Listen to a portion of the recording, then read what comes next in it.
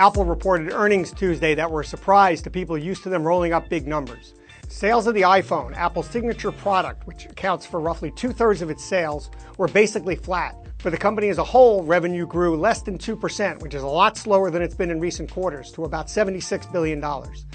Looking ahead, Apple said that revenue in the current quarter, which ends in March, would likely decline for the first time since 2003. Now, investors had expected some bad news because they had been beating down Apple shares for months. Apple shares are down about 25% in the past 6 months, and they fell only about 2% in after-hours trading. But the big question for Apple now is where it's going to get future growth. It's gone through this period of hyper growth with growth of 20 and 30% based on the iPhone. But now sales of the iPhone are slowing. The iPad and Mac both declined in the most recent quarter. The Apple TV is having trouble launching their streaming service.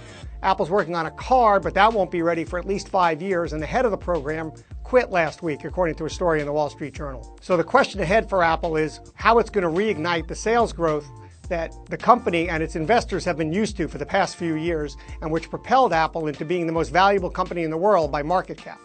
Apple also warned that it had begun to see signs of an economic slowdown in China. Apple's been doing gangbusters in China, and 3 months ago when he was asked on the call about an economic slowdown, Apple CEO Tim Cook said he hadn't seen any signs. Well, today that changed. Apple's sales in China still grew 18% in the most recent quarter, but that's down from 84% last year. And Apple said that it had begun to see, quote, signs of economic softness, unquote, just this month in its business in China.